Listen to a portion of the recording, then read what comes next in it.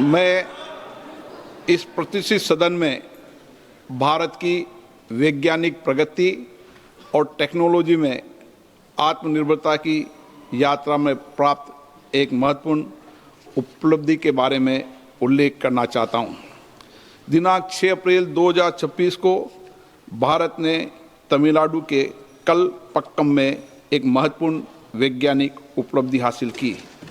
हमारे 500 megawatt prototype fast breeder reactor ने प्रथम किटी कैलेटी को सफलतापूर्ण, ये इस बात का प्रतीक है कि रिएक्टर में नियंत्रित और सतत न्यूक्लियर चेन रिएक्शन की शुरुआत हो गई है। माननीय सदस्यगण, ये केवल एक तकनीकी उपलब्धि नहीं बल्कि एक महान राष्ट्रीय उपलब्धि भी है। 2 दशकों से अधिक की निर्माण अवधि में यह हमारे हजारों वैज्ञानिकों, इंजीनियरों, उद्योगों और परमाणु ऊर्जा विभाग की कई यूनिट के निरंतर प्रयासों का सफल परिणाम है। इस ऐतिहासिक उपलब्धि से न्यूक्लियर एनर्जी मिशन को प्रोत्साहन मिला है और माननीय प्रधानमंत्री नरेंद्र मोदी द्वारा घोषित वर्ष 2070 तक नेट जीरो एमिशन लक्ष्य को हासिल करने की भारत की वैश्विक प्रतिबद्धता को भी मजबूती मिली है। मार्च 2024 में माननीय प्रधानमंत्री जी PFBR के कोल्ड लोडिंग कार्यक्रम में भी शामिल हुए थे। हमारे सीमित यूरेनियम संसाधनों और समृद्ध थोरियम भंडारों का विवेकपूर्ण उपयोग करने के लिए भारत की न्यूक्लियर रणनीति की 3 चरणों में परिकल्पना की गई है। वर्तमान में चल रहे फर्स्ट स्टेज में प्रेस्टाइज्ड हैवी वाटर रिएक्टर में प्राकृतिक यूरेनियम का उपयोग होता है। इसमें बाई प्रोडक्ट के रूप में प्लूटोनियम प्राप्त होता है। PFBR के सफल संचालन के साथ ही भारत ने सेकेंड स्टेज की दिशा में एक ऐतिहासिक कदम उठाया है। इस स्टेज में हम अधिक न्यूक्लियर ईंधन का उत्पादन करने के लिए फास्ट ब्रीडर रिएक्टर में प्लूटोनियम उपयोग करेंगे। परंपरागत रिएक्टर की तुलना में एक फास्ट ब्रीडर रिएक्टर में अपनी ईंधन खपत के मुकाबले ज़्यादा ईंधन का उत्पादन करने की विशिष्ट क्षमता होती है। हमारी थर्ड स्टेज थोरियम यूरेनियम पर आधारित रिएक्टर होगा। इससे ऊर्जा का सतत और दीर्घकालीन भविष्य सुनिश्चित होगा। ऐसे समय में जब भारत की ऊर्जा की ज़रूरतें तेज़ी से बढ़ रही है, हम स्वच्छ ऊर्जा के लिए पूरी तरह प्रतिबद्ध हैं। न्यूक्लियर पावर एक ऐसा स्रोत है जो हमें भरोसेमंद 24 घंटे और कम कार्बन वाली बिजली उपलब्ध कराता है। सभी हितधारकों के लिए सिविल न्यूक्लियर ऊर्जा सेक्टर को खोलने के लिए इसी सदन ने दिसंबर 2025 में शांति एक्ट पारित किया था। राष्ट्रव्यापी दृष्टिकोण के साथ हम 100 गीगावाट न्यूक्लियर ऊर्जा के लक्ष्य को हासिल करने की दिशा में सक्रिय रूप से आगे बढ़ रहे हैं।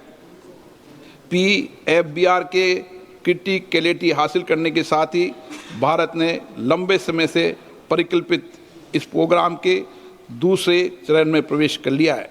PFBR भारत के निरंतर प्रयास, इनोवेशन और राष्ट्रीय प्रतिबद्धता का गौरवपूर्ण साक्षी है।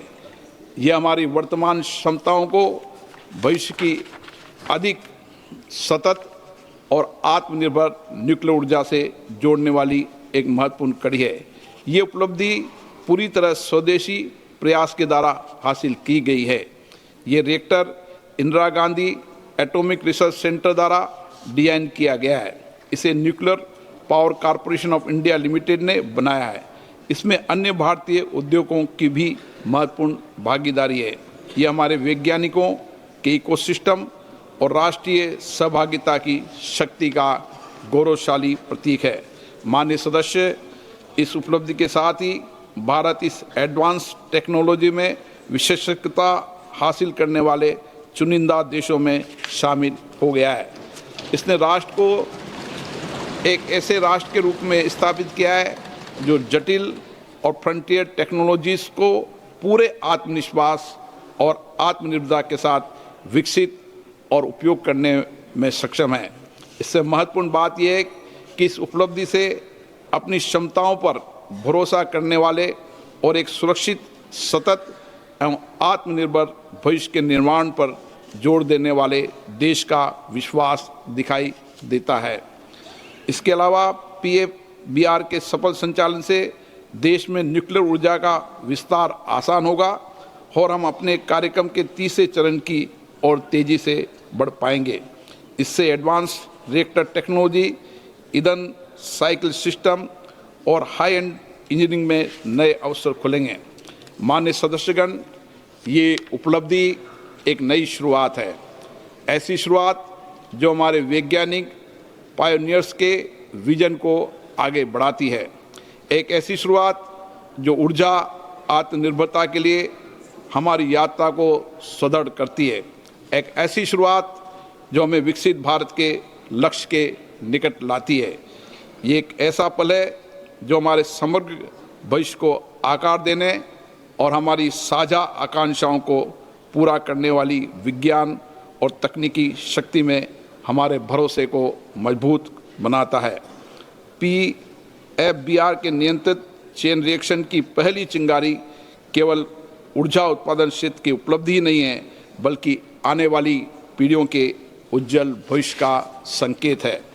मैं आज इस सदन की ओर से इस उपलब्धि को संभव बनाने वाले वैज्ञानिकों, इंजीनियरों, टेक्नीशियन और इंडस्ट्री पार्टनर और सभी हितधारकों को के समर्पण और परिश्रम की सराहना करता हूं।